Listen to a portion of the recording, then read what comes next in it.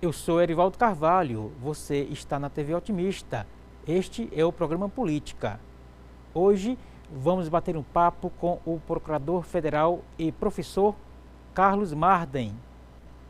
Qual o impacto do tarifaço no processo eleitoral de 2026?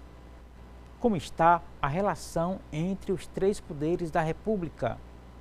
Vamos falar sobre a proposta de mandatos para ministros do STF.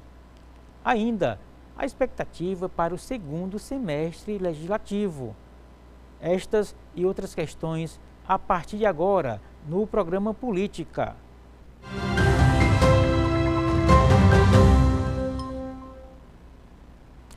Carlos Marden é procurador federal lotado na Advocacia Geral da União, AGU, no estado do Ceará. O convidado é professor universitário na graduação e mestrado na área jurídica de processo e democracia do Centro Universitário Unicristos. E é com Carlos Marden que converso no programa de hoje. Professor, nosso muito obrigado pelo convite aceito, mais uma vez aqui conosco, nos ajudando a entender este complexo mundo jurídico, político, que nos últimos meses está assim, meio de cabeça para baixo, ou é impressão minha, professor? Seja bem-vindo. Obrigado, em primeiro lugar, obrigado mais uma vez pelo convite, Erivaldo. Prazer estar aqui, já participamos aí de vários momentos juntos, né? Então sempre um prazer colaborar, contribuir, espero poder dar algumas ideias boas também hoje. O mundo jurídico ele tá um pouco de cabeça para baixo mesmo, né?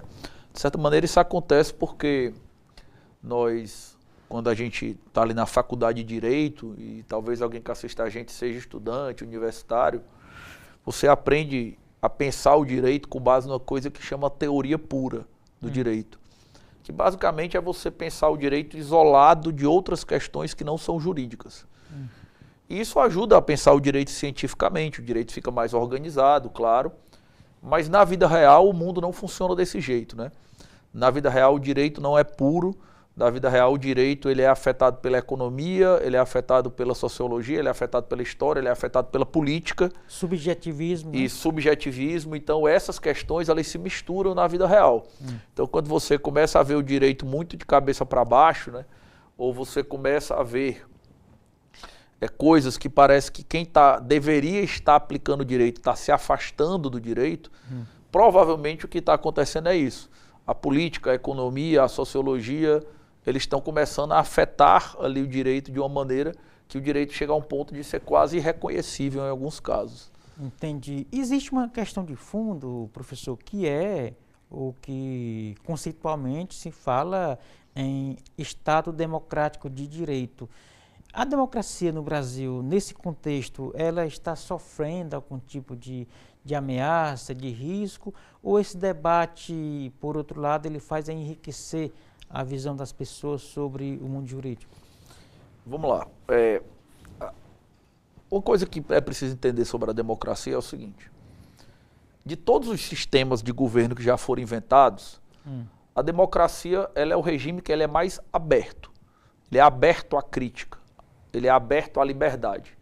Então, diferentemente de qualquer outro regime autoritário, que se você pegar 98% da história da humanidade, foi de regimes autoritários. Na nossa pequena experiência democrática, você tem um sistema que ele é aberto à crítica, que ele é aberto à liberdade, e isso torna ele um sistema mais instável, né? Então, estar em crise é da natureza da democracia. Então, agora, semestre passado, por exemplo, eu dei a disciplina de Teoria da Democracia no mestrado lá da Unicristos, e os alunos se surpreendem como a gente começa a ler textos de 200 anos, na época das revoluções liberais, França, Estados Unidos, e está todo mundo falando de crise da democracia. O próprio Tocqueville... O próprio Tocqueville é um dos textos que a gente trabalha lá, o Democracia na América. Isso. E a democracia ela é em crise, a crise é normal.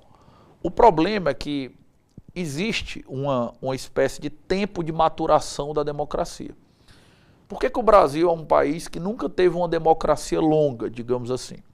Se você tirar esse período atual que a gente está vivendo, o maior período democrático que a gente teve foi o período de 46 a 64, que foi um período de 18 anos.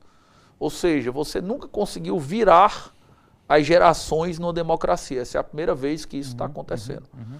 Então, pela primeira vez, nós estamos perto, ainda não é de vez, nós estamos perto de virar gerações dentro da democracia. Apesar de nós termos aí 40 anos de democracia, né, se você considerar que a ditadura militar acabou em 85, são exatamente 40 anos agora, mas muitos personagens da política atual, eles ainda são da época da ditadura. O próprio Lula foi um preso na ditadura militar, né? Sarney era um parlamentar na época da ditadura militar, entre vários outros. Então, nós estamos perto de ter uma geração de políticos que nasceram, que foram criados na democracia. Historicamente falando, Erivaldo, quando isso acontece, a democracia não volta atrás. A gente não tem nenhum caso no mundo, nenhum, de um país que ele passou 45, 50 anos de democracia e depois deixou de ser democracia. Aí não volta mais. Porque aí você começa a ter políticos que já foram formados na democracia, a pessoa que vota já nasceu na democracia, esse tipo de coisa. A memória, ela é auto... A referência automática passa a ser a democracia, mas isso depende de tempo. Então, pela primeira vez, depois de mais de 500 anos, a gente está perto disso acontecer. Mas, se você considerar que nós vivemos num momento de crise, eu, né, diria que não. A gente já conversou sobre questão de risco à democracia em outros momentos. Talvez a gente até já tenha tido momentos de crise, risco à democracia mais alto do que o atual. O momento atual ele é um momento político muito tenso, um momento muito tenso de relação entre os poderes, acredito que a gente vai até falar disso depois, mas se você me perguntar se eu acho que a democracia está em risco iminente, não. No momento eu acho que não, assim. Não me parece que a gente corre risco nesse ponto, não. Todo esse barulho faz parte do próprio jogo democrático, né? Faz parte do próprio jogo democrático. O que não faz parte, claro, é você apelar para violência, armas, grupos armados, esse tipo de coisa. Mas pelo menos assim que a gente tenha conhecimento, né, esse tipo de risco não é no momento, né? Você vê, por exemplo, que a gente tem um governo hoje que, dependendo da sua linha, né, ele é uma linha que ele pode sofrer várias críticas de vários tipos, mas ele não é um governo que está atentando contra a democracia. Mesmo se você tiver críticas à atuação do Supremo Tribunal Federal, no sentido de que pode haver condutas autoritárias ou condutas ditatoriais pontuais, e a gente pode falar sobre isso, mas não é um atentado contra o regime de eleições livres e multipartidário, entendeu? Como se diria que seria não existir mais democracia. Então, me parece que é um ambiente nesse aspecto específico de crise, mas relativamente seguro em termos de que não estamos perto de uma ruptura, na minha visão. Entendi. A gente pode dizer que cada nação democrática, professor, tem o seu próprio modelo de democracia, porque, por exemplo, se a gente pegar a democracia à la brasileira e comparar com a dos Estados Unidos, comparar com a da França, Itália, Alemanha, você percebe que em algum momento, quando você coloca a lupa, há diferenças muito graves entre elas, ou seja, não dá para a gente tomar como referência por que a gente não é uma Alemanha ou França ou os Estados Unidos. Não é por aí esse debate também, né? Eu acho que são duas coisas aí que são importantes. A primeira é entender o seguinte: para você dizer que um país é ou não é democrático, existem alguns requisitos que ele tem que preencher. Então, por exemplo, se eu fizer uma lista de países aqui, incluindo China, Rússia, Venezuela, Estados Unidos, Canadá, França, Brasil, alguns você vai dizer que são democracias. Então tem algo que você está reconhecendo ali. De uma maneira muito simples, o que é uma democracia? É um país no qual, grande parcela da população tem participação política livre. A pessoa pode se candidatar, pode votar, pode se filiar a um partido, isso é livre. Segundo, você tem uma grande amplitude de liberdade, no sentido de liberdade de expressão, liberdade de associação, liberdade de imprensa, isso é muito importante para uma democracia. Terceiro, o princípio da igualdade perante a lei. Você dificilmente vai dizer que vive numa democracia se as mulheres não puderem votar, se você tiver castas dentro da sociedade. Isso normalmente não funciona. Quarto, você tem que ter um regime que ele seja pluralista. O que é um regime pluralista? Um regime que ele seja tolerante com a diferença. Claro que existem algumas coisas que não vão ser toleradas, Mas, no geral, a gente tem que tolerar muitos modos de vida. As democracias são assim. E, por último, talvez, né, uma democracia que ela é aberta ao diálogo. Você vê as pessoas conversando, mudando de opinião, concorrendo, discutindo, defendendo ideias e isso flui. Pronto. Se isso estiver presente, você provavelmente vai ter um cenário em que você tem uma democracia. Agora, na hora de fazer, aí como cada país constrói isso, depende muito da história de cada país. E isso não vai se repetir, entendeu? Você não pode achar que o Brasil é um Estados Unidos que não deu certo, ou que o Brasil é uma França que não deu certo. Não. O Brasil, se ele quiser ter uma democracia consolidada um dia, e nós estamos felizmente caminhando para isso, nós vamos ter que ter a nosso próprio modelo de democracia, respeitando esse cenário, mas dentro disso você pode se mover, é mais ou menos a mesma coisa. Se eu for num nutricionista e você for num nutricionista, não tem muito mistério, tem algumas coisas que a pessoa vai falar óbvias. Você vai ter que fazer exercício, você vai ter que comer menos, você vai ter que comer melhor, você vai ter que comer salada. Você padrão, né? Você vai ter que aumentar a proteína, você vai ter que diminuir gordura e carboidrato. Agora, você gosta de comer frango, eu gosto de comer carne, né? Você vai comer no fim de semana, eu vou pegar meu carboidrato e vou diluir na semana toda. Aí já começa a ser o detalhe. Entendeu? E esse detalhe aí é o que faz com que a democracia da França seja diferente da Inglaterra, dos Estados Unidos ou do Canadá, embora tudo seja democracia. Nessa lista, quando você falou dos pré-requisitos, a gente pode inserir também a separação entre os poderes na fórmula clássica? Sim, com certeza. Porque uma das coisas... Existe um momento histórico, Erivaldo, que ele definiu o Ocidente nos últimos 300 anos. 300 e poucos anos. Que é o momento das revoluções liberais. Se você pegar ali mais ou menos até 1500, né, até o século XV, 1400 e pouco, e voltar toda a história da humanidade, e eu estou falando de voltar 6, 7, 8, 10 mil anos, você tem apenas um século, um pequeno período ali em Roma não, na Grécia, onde existiu democracia. O resto foi de regimes autoritários e absolutistas. O faraó era absolutista, o cara da Babilônia era absolutista, o rei francês, todo mundo era absolutista. Quando você chega ali na Idade Média, na Idade Moderna, e é por isso que ela é chamada moderna, porque ela nega o passado e começa a criar um monte de conceitos. Então você vai pela primeira vez falar sobre povo, sobre direitos humanos, sobre soberania, uma série de conceitos. Os estados nacionais, isso. etc. Aí acontecem 3 grandes movimentos, que é o iluminismo, o renascimento nas artes, e a reforma e contra-reforma na religião. Quando isso converge, você tem as grandes revoluções liberais, Estados Unidos, Inglaterra e França. Mas essas revoluções liberais, elas não são só democracia. Dessas revoluções liberais saem alguns conceitos. O conceito de liberalismo, o conceito de democracia, o conceito, por exemplo, de constituição, que era um conceito que não existia antes, e surge aqui o conceito de Estado de Direito. E é aí que entra, por exemplo, a separação de poderes. Isso. Então não existe você pensar numa democracia, eu vou ter uma democracia, mas não vai ter separação de poderes, não vai rolar. Porque a democracia ela é co-originária, pelo menos a democracia moderna, ela é co-originária do Estado de Direito. Assim como você não pode ter uma democracia que ela seja não liberal. Ela é co-originária do liberalismo. Quando eu falo liberalismo, não estou falando de liberalismo econômico, que não pode ter direito social, não. Estou falando a lógica liberal, de você ter liberdade de imprensa, eu tenho liberdade de ir e vir, outra pessoa tem liberdade de religião. A lógica liberal está intrincada na democracia. Isso é o mesmo momento histórico quando isso surge. Então, sim, essa questão da separação de poderes, até pela co-originalidade ali nas revoluções liberais, ela é muito intrincada à democracia.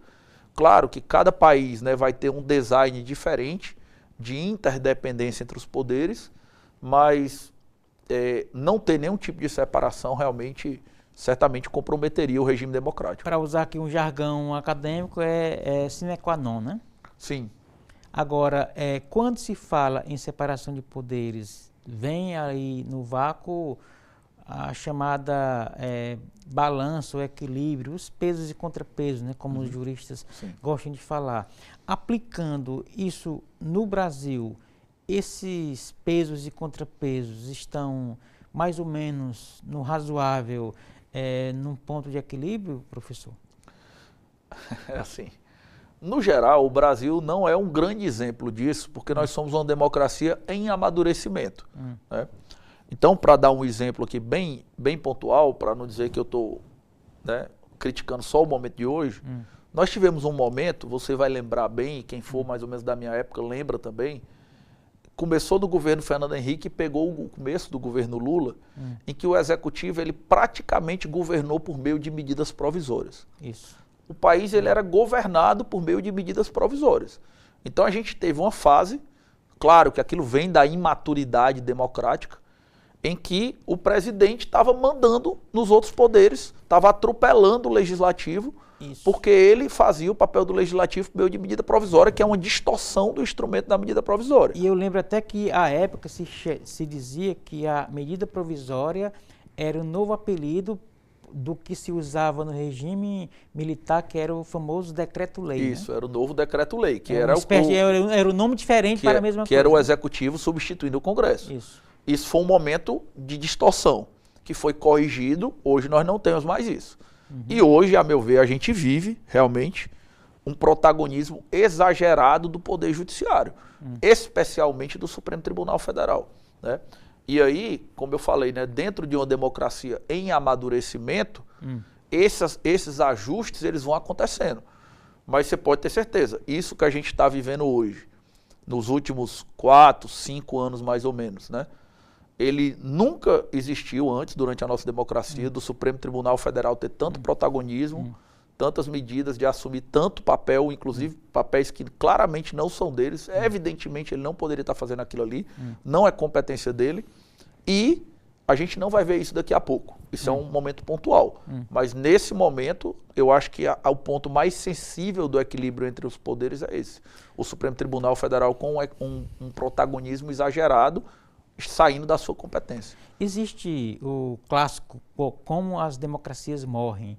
Se a gente colocar esse mecanismo de ultraprotagonismo do judiciário, ele se encaixaria nesse conceito de ameaça à democracia? Para voltar à pergunta inicial que eu fiz no começo do programa, professor?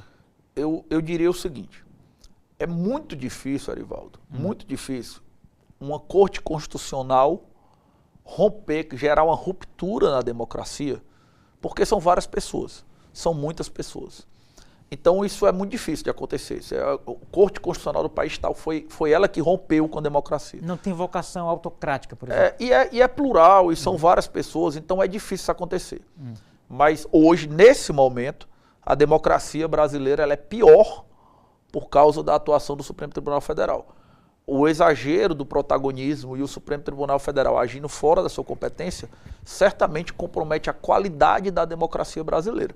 Se você me perguntar se eu concordo com quem disse que a gente está vivendo numa ditadura, não concordo. Dentro do que eu penso que é uma democracia, dos requisitos que eu coloquei para vocês.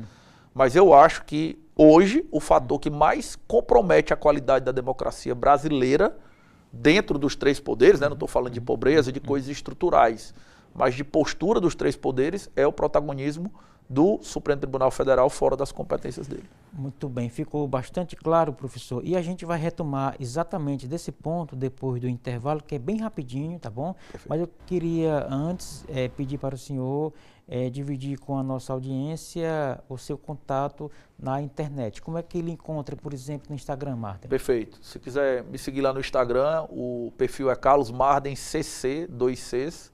Também tem um projeto de conhecimento não jurídico aí chamado Projeto Regras do Jogo. Você pode entrar lá em @Projeto Regras do Jogo. Estou sempre falando sobre vários assuntos interessantes. Fica o convite aí para quem quiser seguir e acompanhar o conteúdo. Maravilha. Daqui a pouco a gente vai repetir esses contatos para quem não anotou e com certeza é muito interessante, tá bom? Perfeito. Vamos fazer, portanto, um rapidíssimo intervalo aqui no programa Política, na TV Otimista. A gente volta já. Não saia daí.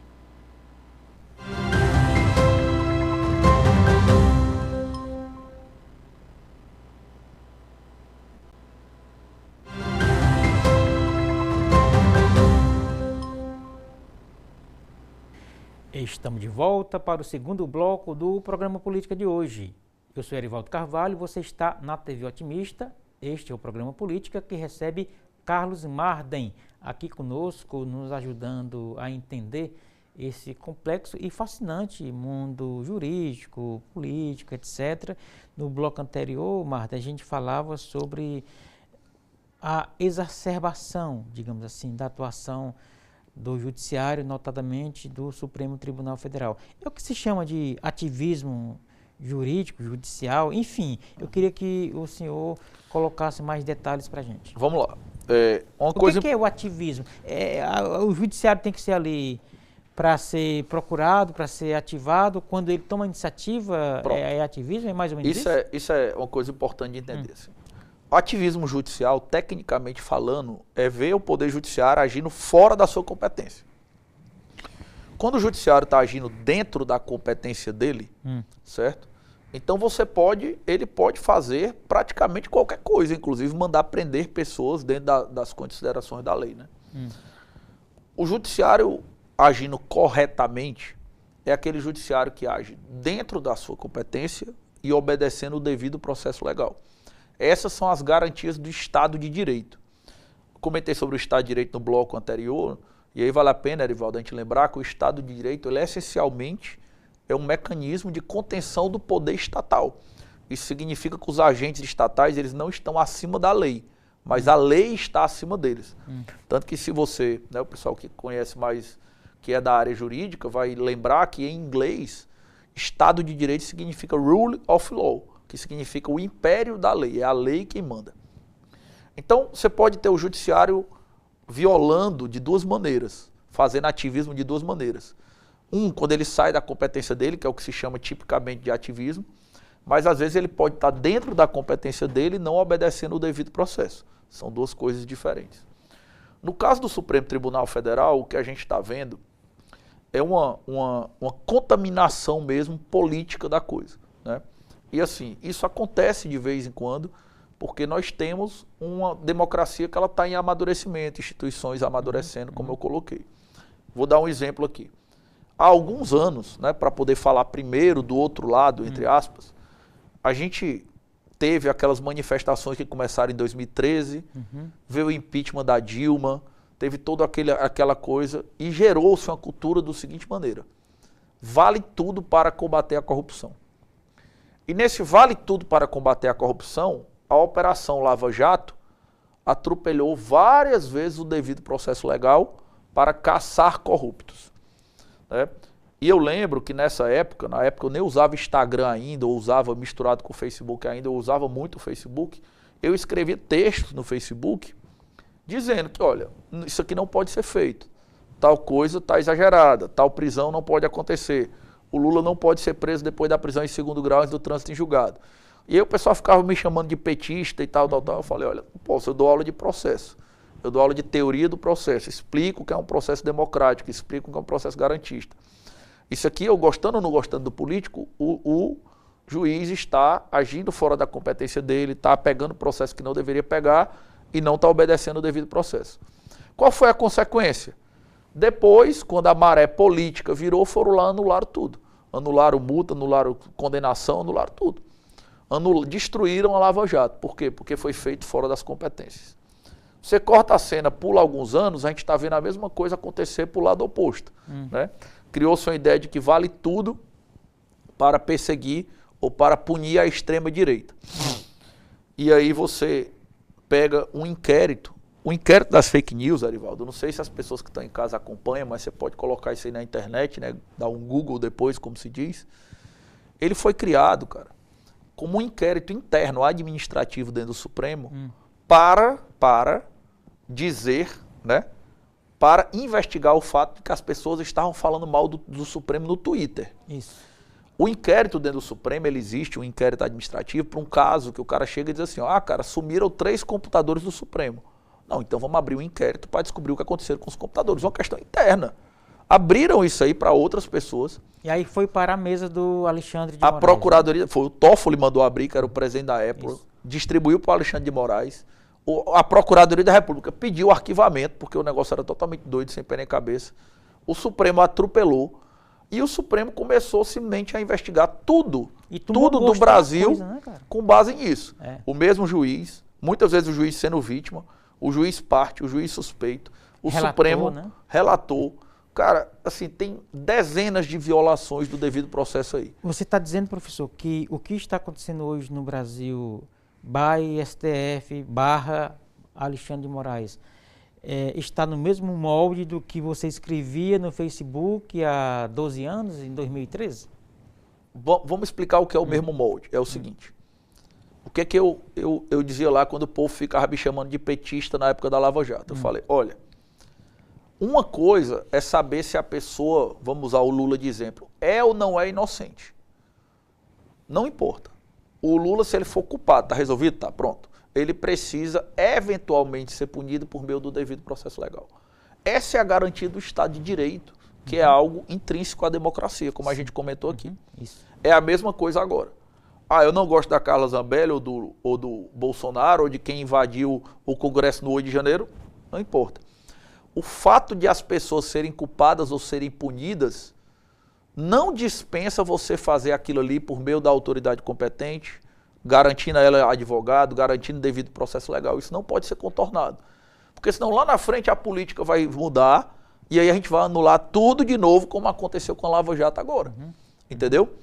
Então, quando nós temos desapreço pelo devido processo legal, quando a gente viola as premissas do Estado Democrático de Direito, a gente compromete a qualidade da democracia e a gente lá na frente vai ter um problema. Essas pessoas que todo mundo acha que são culpadas e que deveriam ser punidas de todo jeito, elas vão acabar não sendo punidas lá na frente, vai acabar anulando tudo quando a onda virar, porque foi tudo feito errado. É a mesma coisa da Lava Jato, claro que em níveis diferentes, sim. focos diferentes, mas a premissa é a mesma. Se você surpreende alguém, Erivaldo, num homicídio, ou a pessoa confessa um homicídio, essa pessoa tem direito a ser julgado pelo juiz competente, obedecendo o devido processo legal. Ela só pode ficar presa preventivamente se você obedecer às normas, tudo direitinho. Não importa o crime que a pessoa cometeu. Né? Esse é o pressuposto do Estado de Direito. E tem uma coisa muito importante. Uma democracia sólida, um país desenvolvido, ele se constrói fazendo opções difíceis. Por que os Estados Unidos, ou a França, ou a Inglaterra, ou o Canadá construíram grandes democracias sólidas? Porque eles não abrem mão dos princípios do Estado de Direito para nada. Para nada, não importa. Não importa o trabalho que vai dar seguir o devido processo legal, não importa se alguém não vai ser punido com a velocidade que o povo está pedindo, isso é irrelevante. Tenta blindar o processo das paixões políticas, por exemplo. Isso, você privilegia os direitos fundamentais, inclusive de quem está sendo acusado. Vou te dar um exemplo. Existe um caso muito famoso lá nos Estados Unidos, que é o caso do O.J. Simpson, né? Sim.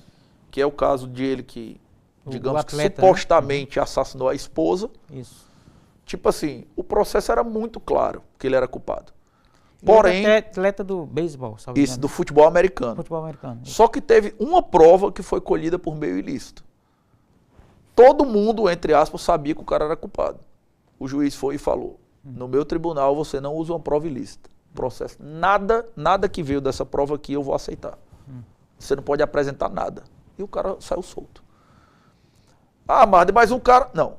Você privilegiou o devido processo. Porque se você não faz isso, amanhã a polícia está invadindo a casa de todo mundo para produzir prova ilícita, porque o judiciário está aceitando. E como se diz, né? A concessão, a primeira é a pior, né? Exatamente. Porque daí você cria um... Exatamente. Então, assim, lá atrás, quando tinha essa história da Lava Jato, eu ficava comentando com as pessoas, né, que apoiavam a Lava Jato fazer um vale tudo, dizendo assim, olha, cara, parece que vocês não aprenderam nada com a história. Se você está apoiando isso aqui, essa violação de direitos, porque é para punir a esquerda ou para punir a corrupção, daqui a pouco, isso aqui vai virar. E quem vai ser perseguido são vocês. Isso aqui, a história é desse jeito. Agora, então, ou você para, ou você vai ficar invertendo isso aí, escalando cada vez mais. Agora, professor, a gente está falando aí do Sérgio Moro, que era o juiz natural. Sim. E cujas decisões foram confirmadas em segunda instância e em terceira, no caso, no STF. Isso quer dizer que houve um viciamento em cadeia? Não, eu acho que a Lava Jato foi menos grave em termos de contaminação do que esse inquérito, porque esse inquérito já nasceu errado do começo. E de lá para cá, tudo é sem competência. Tudo. Vou dar um exemplo. Pessoas que invadiram o Congresso no 8 de janeiro, tal. Não quero saber se elas são culpadas, não são culpadas, se elas têm que ser punidas, se é a favor da anistia, não é irrelevante. O Supremo Tribunal Federal não tem competência para julgar nenhuma delas, nenhuma. Porque as pessoas que têm competência para ser julgadas originalmente pelo Supremo estão escritas na Constituição. Então, se o seu nome não estiver lá, o seu cargo não estiver lá. Os casos de foro privilegiado, isso, exatamente. Etc. Essa é a questão. Mas a Lava Jato não é que houve a mesma coisa de agora, mas houve coisas diferentes. Vou te dar alguns exemplos. Vou te dar alguns casos para você entender. A prisão preventiva, por exemplo, ela é um instrumento que só pode ser utilizado se aquela pessoa que está presa, soltá-la, for um risco imediato para a sociedade. Ou ela vai fugir, ou ela vai cometer um novo crime, ou ela vai impedir o processo penal. Obstruindo, no caso. Isso. E a gente, várias vezes, eu digo a gente, o Brasil, que estava todo mundo apoiando, várias vezes usou prisão preventiva para pressionar a pessoa a fazer delação premiada. Isso pode ser feito? Não pode. E foi feito na Lava Jato. Agora, recentemente, o Mauro Cid, é esse caso? Ilustra? Não. Como o processo das fake news é sigiloso em grande parte, né? Eu não sei se tinha algum elemento contra o Mauro Cid, mas, por exemplo, na Lava Jato aconteceu isso com o Marcelo Odebrecht. Qual era o risco que o Marcelo Odebrecht oferece para a sociedade? Ele não é um criminoso que vai matar alguém amanhã. Entendeu? E ele ficou preso anos, mais de um ano, para pressionar ele a fazer delação premiada. O Marcos Valério também, né? Marcos Valério. Outro caso, prisão do Lula em 2º grau. Vou dar mais um exemplo. Lembra que teve uma história dos vazamentos dos áudios da Dilma? Né? Sim. O Moro, como juiz do caso, ele pode retirar o sigilo dos áudios, não tem problema. Isso. Na verdade, né, eu não sei se todo mundo entende isso, quem não é do direito, mas o áudio sigiloso ele é contra o preso, porque isso significa que o acusado não sabe que áudios a polícia tem. Quando o juiz tira o sigilo, na verdade ele está beneficiando o acusado. Esse vazamento é aquele do Bessias, Isso, né? do Bessias. Mas qual é o problema? Caso. Ele só pode tirar o sigilo dos áudios que tem a ver com o processo. Qualquer coisa que não tem a ver com a investigação, ele tem que ser excluído. E ele soltou vários áudios. Na íntegra, né? Na íntegra, só para poder causar, para poder gerar comoção, entendeu? Então você tem uma violação sistêmica do devido processo. Por exemplo, né? Ora, o promotor ou o procurador da República, porque ele era um caso federal, ele é o acusador, ele faz o papel da acusação. O juiz, ele está lá para dizer quem está certo, se é a acusação ou se é a defesa. Se o juiz estiver combinando com a acusação, como a acusação vai produzir a prova, qual é a chance que a defesa tem? É o caso lá do Sérgio Moro e o Dallagnol, né? Exatamente. Entendeu? Isso não pode ser feito. Ah, os caras eram culpados, beleza. Mas amanhã pode ser um promotor combinando com o juiz contra você que não é culpado. Eu tenho que parar agora, eu tenho que dizer agora que eu não aceito. A história da primeira concessão, né? Exatamente, porque como é que eu sei se depois vai ser comigo sem eu ser culpado? Entendeu? Então a Lava Jato teve algumas coisas que aconteceram que realmente, a meu ver, foram equivocadas, né? E na época eu já falava isso, mas eu acho que atualmente é mais grave, assim, porque realmente é um negócio viciado desde o começo. É muito mais gente que não tem nada a ver com os casos originais. Tipo, o Brasil passou a ser todo decidido dentro desse processo. E, talvez o pior de tudo, você não tem para quem recorrer, né? Pelo bem, pelo mal, como você disse, as decisões do Moro, elas foram objeto de recurso. Claro que naquele contexto o recurso não prosperou, ok. Mas você podia recorrer para o TRF, para o STJ, para o STF. No caso do STF, hoje em dia não pode recorrer ao plenário? Porque pode. Estamos falando de primeira turma, né? Pode, mas qual é o problema? O plenário pode não pautar, entendeu? Não existe, você não é obrigado a julgar aquilo ali no outro dia.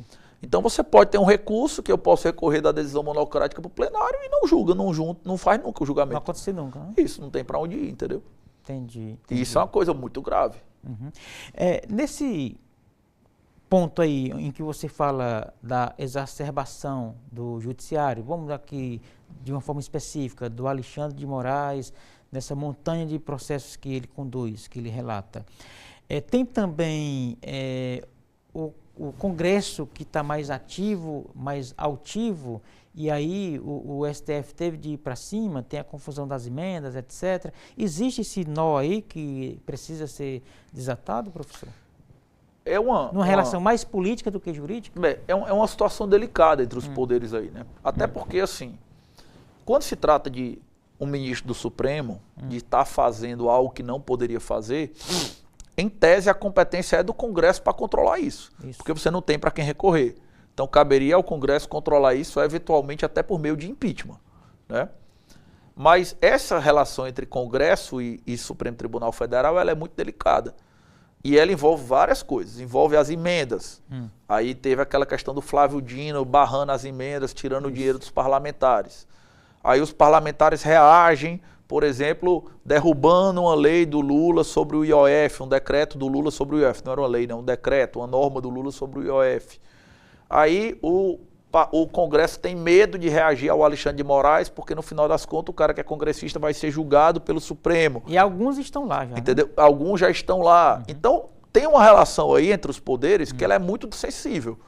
Bota dinheiro para lá, não bota dinheiro para lá. O cara vai ser julgado, não vai ser julgado. Abre impeachment, não abre impeachment. A vitaliciedade de um ministro entra nessa contabilidade? O fato de, por exemplo, eu, deputado ou senador, periodicamente eu tenho de renovar meu mandato, tarará, enquanto que o ministro entrou é para sempre, até morrer, né? Há alguns, inclusive, ex-ministros que seguem dando as cartas lá nos bastidores. Isso entra na contabilidade? Acredito que sim, né? É muito difícil dizer se o modelo de mandato ele tornaria o Supremo melhor só por causa disso, entendeu? Se a gente tivesse um mandato de 10 anos, só por isso o Supremo estaria melhor. Eu acho o modelo de mandato melhor do que o modelo atual. Principalmente depois que os presidentes começaram a inventar a moda de colocar a pessoa cada vez mais jovem para ela ficar 30, 40 anos ali dentro. Né? Então eu acho que faz sentido o modelo de mandato. Mas não é impossível, ao meu ver, o modelo atual funcionar também. Então, apesar de eu preferir o modelo de mandato, eu entendo que realmente tem uma margem aí. Perfeitamente. Pois vamos fazer mais um rapidíssimo intervalo, mas queria que o senhor colocasse novamente para quem quiser acompanhá-lo e seguir os endereços nas redes sociais. Então, pessoal, se você quiser me seguir lá nas redes sociais, no Instagram, Carlos Marden CC, e eu tenho também um projeto de conhecimento não jurídico, que envolve investimentos, técnicas de persuasão, comunicação, disciplina, foco, que chama Projeto Regras do Jogo. Só colocar lá no Instagram também que dá certo. Muito bem, vamos fazer um rapidíssimo intervalo, portanto, daqui a pouco o terceiro e último bloco com Carlos Marden, o nosso convidado de hoje aqui no programa Política na TV Otimista. Não saia daí, a gente volta já.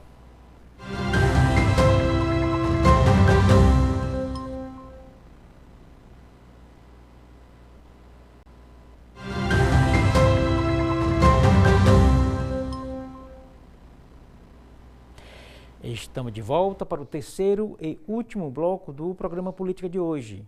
Eu sou Erivaldo Carvalho, você está na TV Otimista. Aqui no programa Política, a gente recebe Carlos Marden.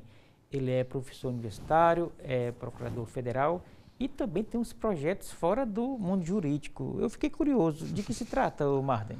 Há alguns anos eu tenho um projeto chamado Projeto Regras do Jogo. A gente fala muito sobre disciplina, sobre foco, sobre sucesso profissional. Tem muita gente querendo aprender a investir, a gente tipo trabalha... coach e tal, etc., como se fosse? Não diria isso, porque a ideia do coaching, ela tem muito a ver com autodescoberta, com orientar pessoas de autodescoberta. E lá eu trabalho compartilhando conhecimento meu mesmo, assim, né? Nos últimos 20 e tantos anos, Erivaldo, eu li mais ou menos uns 700 livros não jurídicos.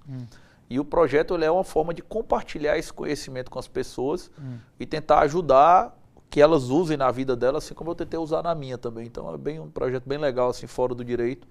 Dá uma respirada fora do direito, assim, que me absorve tanto. Mas aí o foco é para quem quer ter disciplina, para quem quer empreender, para quem quer aprender a ter amor pelos livros. Qual seria, assim, um mote para alguém que se você perguntar quais são as 3 coisas que mais a gente lida lá, uma delas é sucesso profissional. Muita gente querendo entender por que não está decolando ali, melhorar, pedras, né? Melhorar essa questão do sucesso profissional. Muita gente tratando de investimentos, pessoas que querem aprender a investir, começar a investir melhor. E a questão da disciplina do foco. Também pessoas querendo ter mais disciplina, mais foco, ser mais disciplinadas em alguma área da vida. Acho que são as 3 coisas que mais aparecem lá pra gente e acabam sendo os assuntos que a gente fala muito também. Entendi. Mas isso está na base desse grupo que você tem? Se a gente for olhar para a sala de aula, onde você é professor, isso também, essa angústia também está presente na garotada, ô professor? Ah, com certeza, né? Talvez mais do que nunca, assim, porque hoje em dia a gente tem mercados muito saturados, né? Quando nós todos aqui terminamos a faculdade, tinha muito pouca gente se formando, o mercado estava crescendo ainda. Hoje a gente tem muita gente formada, então um dos grandes desafios que aparece lá no projeto, ligado ao sucesso profissional, é a mesma angústia que os meus alunos têm, que é Eu me formei e agora? Como eu vou me diferenciar? Né? Você vai se formar, tem 50 mil advogados, como eu vou me diferenciar? Você vai ser um médico, como vai se diferenciar como médico? Você é um arquiteto, como você vai se diferenciar? Jornalista, escritor, qualquer coisa. Então, a gente trabalha com isso aí lá também. O mercado jurídico, pegando aqui um pouco das suas palavras, estaria saturado? Temos advogados demais ou não? Não, o que eu sempre falo lá pro pessoal que participa da mentoria ou de algum treinamento com gente, Erivaldo, e eu acho que vale para qualquer profissão, é o seguinte: não existe muita concorrência na excelência. A excelência, ela elimina a concorrência. Então, eu vou te dar um exemplo. Se você quiser ir trabalhar num escritório de advocacia, como advogado júnior, fazendo seu trabalho, indo para casa, você é literalmente descartável. O escritório pode te mandar embora e te substituir amanhã. Mas se você for um advogado bom, diferenciado, o seu trabalho vale muito e você é quase insubstituível. Então, eu nunca vejo alguém chegar para mim e pedir indicação de um advogado de entrada. Porque qualquer advogado vai chegar lá e fazer o papel. Mas na hora que você precisa de um coordenador, de alguém que vai escrever bem, alguém que vai fazer sustentação oral, alguém que tem um mestrado, aí já não tem concorrência. Pelo contrário, está faltando gente. Então, eu acho que isso vale para qualquer área, né? Quando o pessoal está lá na mentoria, por exemplo, e fala sobre sucesso profissional, um dos focos da mentoria para o sucesso profissional sempre é você buscar ser excelente na sua área. Quando você vira excelente, não existem muitas pessoas excelentes. Não existe médico, jornalista, advogado, escritor, arquiteto, muitos que são excelentes. Existem alguns, então você já eliminou a concorrência ali.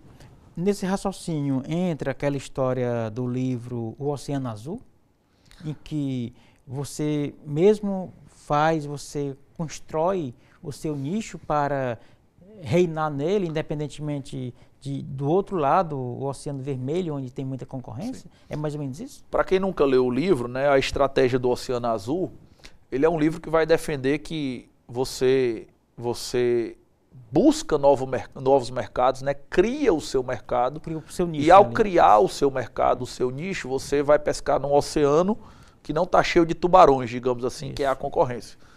Eu acho que esse é um caminho, né? Na verdade, você se posicionar corretamente no mercado é muito importante para o sucesso profissional, mas eu acho que mesmo no mercado que tem concorrência, se você é bom, se você é excelente, essa concorrência ela não existe. Então, vou te dar um exemplo aqui do que eu faço, por exemplo, né? Eu sou professor há 20 anos, há mais de 20 anos. Os professores universitários que eu conheço, que eles são excelentes, eles não têm dificuldade de se colocar, pelo contrário, está toda a faculdade querendo que eles vão para lá, eles que não conseguem dar conta, né? Se você for um professor muito ruim, aí você vai ter que ficar procurando emprego. Mas depois que você é excelente, não.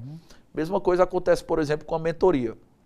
A gente, lá no projeto, tem uma mentoria, estruturou ela de uma maneira muito cuidadosa.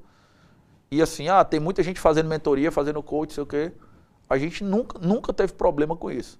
Desde que a gente entrou com a mentoria da gente, ela fica com vaga cheia e esperando rodar para poder abrir vaga. Porque você trabalha no nível de excelência, atende com excelência, prepara a coisa com excelência. Então, são 2 caminhos. Claro, se você descobre o nicho, que ele é um oceano azul, é fantástico. Porque ali você tem até tempo de não ser excelente ainda e aprender dentro do nicho, crescendo naquele nicho. Mas quando você está num mercado muito competitivo, você tem que trabalhar para começar a se sobressair realmente em relação à concorrência. Muito bem. Então, feito esse merchan, como é que chega a sua mentoria, Carlos Marden? Pode ir lá na página do Projeto Regras do Jogo, ou então no meu perfil do Instagram, você clica no link da bio, tem lá Seja Membro, tem lá, manda uma mensagem pra gente, que a gente chama você para conversar e explica direitinho como funciona. Muito bem. Voltando aqui para a nossa pauta original, professor, e essa sanção aí ao Alexandre de Moraes, faz sentido? A lei Magnitsky, né? É o seguinte... Se a pronúncia foi essa, né? Magnitsky, eu acho, né? O que acontece? A lei Magnitsky, ela é uma lei originalmente do governo Obama, acho que 2012 mais ou menos. Depois ela foi ampliada para poder atingir outros tipos de violações de direitos humanos. E assim, são dois níveis de abordagem. Primeiro, o que está acontecendo com o Alexandre de Moraes não tem nenhuma diferença do que aconteceu com outras pessoas que foram sancionadas. Na verdade, se você pegar a lista da lei Magnitsky, todas as pessoas elas são de fora dos Estados Unidos. Os Estados Unidos identificam pessoas que acreditam, né, que ele acredita que estão violando sistematicamente direitos humanos. O critério deles, claro, é quando você tangencia os direitos americanos, porque senão ele teria que sancionar milhares de pessoas no mundo. Tem também a ver com a corrupção, né? Tanto tem a ver com a corrupção, mas... a sanção ela é financeira, né? A sanção também é financeira, né? Mas assim, no caso do Brasil, o Alexandre de Moraes entrou na mira aí porque começou a censurar as redes sociais, teve aquela briga dele com Elon Musk, né? Querendo mandar baixar perfis. Teve uma série de ordens, né, abusivas que foram enviadas para o Twitter, para o Facebook, que isso já vazou há alguns meses. Então, a meu ver, pelo menos os Estados Unidos não fizeram nada diferente do que eles já fazem. Mas isso é a perspectiva deles. Né? Se você for pela perspectiva do Brasil, a perspectiva do Brasil realmente tem que ser, digamos, de não reconhecer. Né? Porque se o governo brasileiro reconhece que alguém é um violador sistêmico de direitos fundamentais, ele é que deveria estar fazendo alguma coisa. Se ele não está disposto a fazer alguma coisa, ele tem que ter o discurso que está tendo, que é qual? Olha, nós somos um país soberano, se alguém é um violador sistêmico de direitos fundamentais aqui dentro, cabe ao Brasil eventualmente investigar, processar e punir, acho que o discurso é esse, mas na prática esse discurso ele é inócuo. Por quê? Lá atrás, a gente comentou aqui, você comentou sobre o surgimento dos Estados-nação, né? Quando o pessoal foi criar o Estado-nação, você dizia que o Estado-nação ele tinha 3 elementos. O povo, o território e a soberania, que basicamente queria dizer o seguinte: dentro de determinado território, esse Estado é totalmente soberano sobre aquele povo que mora ali. Pronto. Qual é o problema? Isso não existe mais no século XXI. Entendeu? No século XXI, o mundo ele é desterritorializado. Entendeu? É como o pessoal começou a divulgar na imprensa, você acompanhou, quem está assistindo a gente acompanhou. O Alexandre de Moraes é brasileiro, ele mora aqui, o Supremo Tribunal Federal é daqui. Se você eliminar essa questão das redes sociais, as violações de direitos humanos deles são contra brasileiros, mas no mundo desterritorializado, os Estados Unidos pode inviabilizar, dificultar inúmeros aspectos da vida dele. Porque o mundo é globalizado. Entendeu? Então, de lá, eles conseguem fazer isso. O discurso do Brasil tem que ser o discurso que estão fazendo, porque, do contrário, você teria que investigar, né? Mas, na vida real, não existe mais a soberania como ela existia no século XVIII. Né? Países conseguem afetar diretamente outros países e cidadãos de outros países. Então, não é a questão de que o Alexandre de Moraes não vai para a Disney. É a questão de que ele não pode sair do país, que outros países não podem manter relação com ele, senão vão ser censurados. Até as restrições de cartão de crédito. Nenhum banco brasileiro que tem ações nos Estados Unidos, por exemplo, poderia fazer isso aqui. Então é um negócio bastante amplo, entendeu? Realmente restringe bastante a vida da pessoa. Entendi. Então fica colocado assim, que o Alexandre de Moraes meio que está sendo protagonista demais e os Estados Unidos também estão aplicando uma lei que, na visão do senhor, não é cabível no caso brasileiro, né? Não, eu não sei se não é cabível, né? Porque imagina, o mundo, Quantos milhares de pessoas no mundo existem que são violadoras de direitos fundamentais? Se for no Camboja, no Vietnã, na África, isso aí, milhares de pessoas. É só o que tem, né? A questão é de terem movido o Alexandre de Moraes para o holofote. Entendi. Entendeu? Que talvez, né?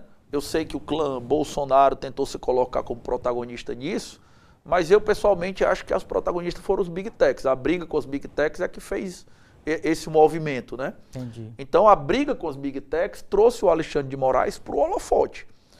E assim, a censura que se aplica a ele, ou as sanções da Lei Magnifica que se aplica a ele, para mim não tem diferença dos outros países. Ele enquadraria ali como outras pessoas. Mas ele ter ido para o holofote é que é circunstancial. Entendi. Porque milhares de pessoas no mundo têm condutas talvez bem mais graves que a dele, inclusive de violência, e não consegue chegar ali, a lei não consegue chegar naquelas pessoas. E as Big Techs moveram ali. Então talvez o movimento que levou ele para o holofote tenha sido a briga com as Big Techs, a censura, ficar exigindo documento, fechamento de conta, aquelas coisas que a gente já sabe. Muito bem, Carlos Marden, que é professor, também é ciclista, né? Entregando aqui. Amador. Tá certo. Muito obrigado, Marden. É sempre um prazer, uma honra tê-lo aqui conosco, bebendo um pouco da sua experiência, da sua inteligência. Apareça mais vezes, tá certo? Sempre às ordens para colaborar. Tá certo. Obrigado, Erivaldo. Rápidas despedidas. E deixando novamente o arroba. Então, mais uma vez, só agradecer, dizer que espero ter conseguido contribuir aí mais uma vez com o programa, sempre um programa bem interessante assim. Hoje a conversa foi mais polêmica, né? Foi. Mas se alguém quiser me acompanhar nas redes sociais, Carlos Marden CC, lá no Instagram, também tem o projeto Regras do Jogo, que a gente trabalha com conteúdo não jurídico, compartilhamento de conhecimento. Se alguém tiver interesse, fica às ordens lá. Legal, muito obrigado, parabéns, boa sorte aí na caminhada. E nas pedaladas também, né? Obrigado a todos. E assim chegamos ao final da edição de hoje do programa Política. A todos o nosso muito obrigado pela companhia. Até o nosso próximo encontro. Forte abraço.